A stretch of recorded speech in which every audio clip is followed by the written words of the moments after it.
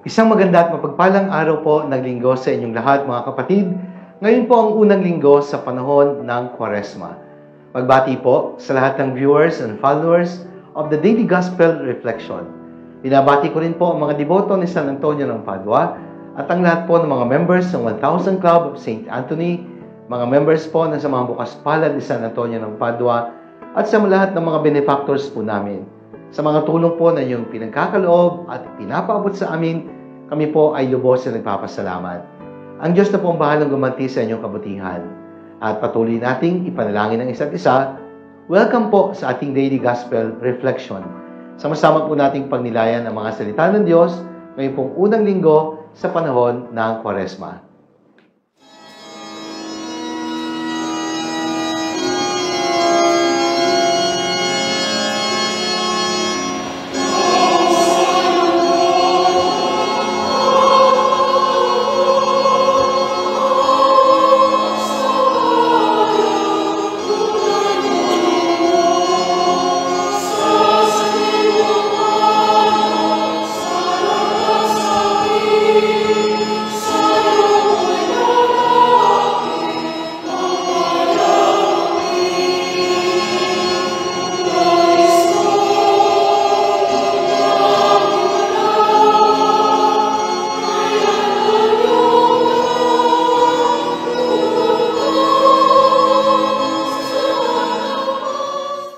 Mga minamahal kong kapatid, ngayon po sa unang linggo sa panahon ng Kwaresma sa taong ito, pagninilayan po natin ang mabuting balita ayon kay San Marcos.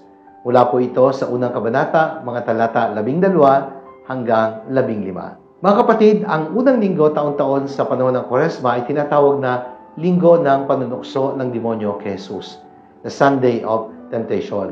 Kaya sa lahat ng pagkakataon, si Jesus po ay tinukso ng demonyo habang siya ay nag-aayuno at nananalangin sa ilang. Ano po ba ang mga elemento binabanggit sa maikling pagbasa ng Ebanghelyo mula kay San Marcos sa linggong ito? Ang una po, temptation.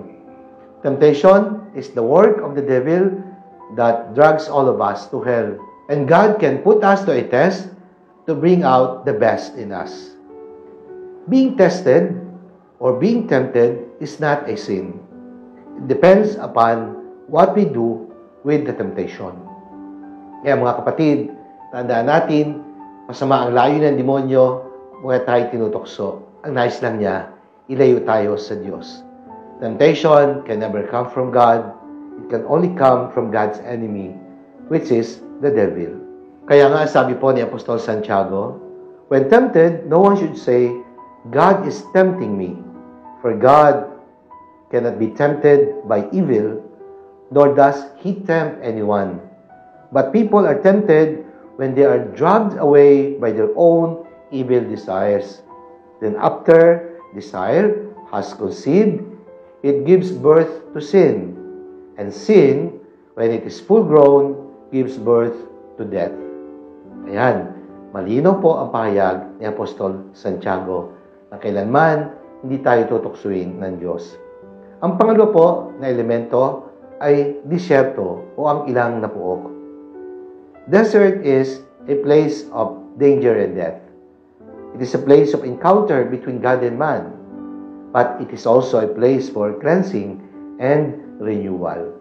Kaya si Jesus po nag-ayuno at nanalangin. Inihanda ang kanyang sarili sa kanyang public ministry.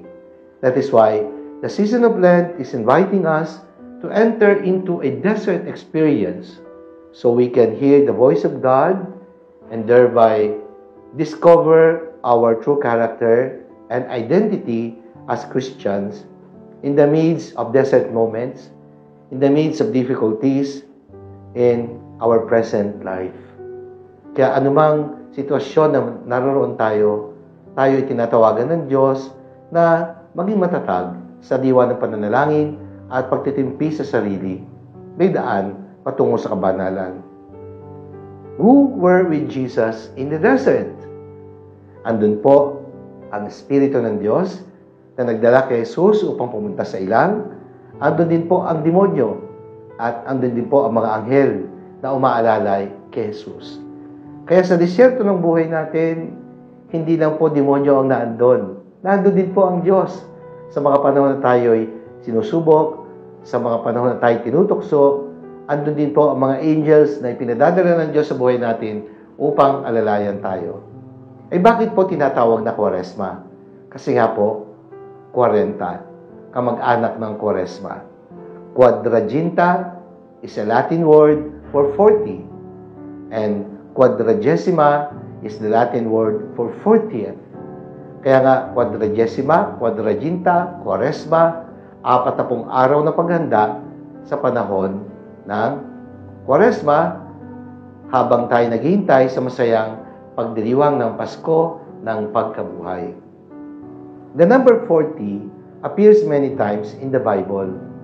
40 days and 40 nights of rain during the flood noong panahon ni Noe. Moses lived for 40 years in Egypt. Moses spent 40 days on Mount Sinai. The Jews journeyed for 40 long years in the desert before reaching the Promised Land. Jonah preached for 40 days in Nineveh. And even Elijah, one of the greatest prophets in the Old Testament, fasted for 40 days on Mount Horeb. Goliath taunted Israel for 40 days hanggang sa dumating po si David na siyang pumaslang sa higanteng si Goliath. And Jesus fasted for 40 days and 40 nights in the desert in preparation for His public ministry. And Jesus ascended into heaven 40 days after His resurrection. Kaya nga yung pong pag-akyat ng Panginoon sa langit, actually, ay ang ika-40 araw ng Kanyang muling pagkabuhay. Kaya nagkaroon po ng serye ng mga resurrection appearances. Kaya mga minamahal na kapatid, Kwaresma na po.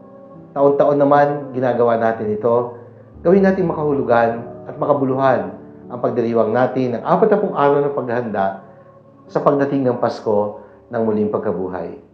Matutunawa tayong mamatay sa ating sarili upang pagkatapos ng 40 araw, kasabay nating pagdiriwang ang masayang muling pagkabuhay ni Jesus, kasabay ng ating pagiging mga bagong nilalang na binuhay ni Kristo dahil sa Kanyang biyaya at pagmamahal. Manalangin tayo. Ang manaming makapangyarihan, Diyos na bukal ng lakas at lahat ng pagpapala, maraming salamat po na sa panahon ito ng Kwaresma, binibigyan mo kami ng pagkakataon na maglakbay sa daan ng pananalangin, pagkakawang gawa, at pagsasakripisyo sa anyo ng pag-aayuno at iba pa.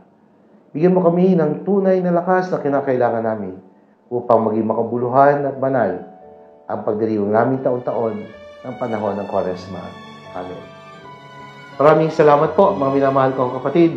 Sana po nagustuhan niyo at nakatulong ang ating pagninilay sa araw na ito. Sakaling inyo nagustuhan at nakatulong, i-like po ninyo at i-share. Ibahagi natin ang mensahe ng salita ng Diyos sa ating mga mahal sa buhay, mga kakilala at mga kaibigan. Let us fill the world with the message and power of God's words. At muli po, sa inyong lahat, maraming salamat. Pagpalain tayong makapangyarihan Diyos, Ama, ng Anak, ng Espiritu Santo. Amen.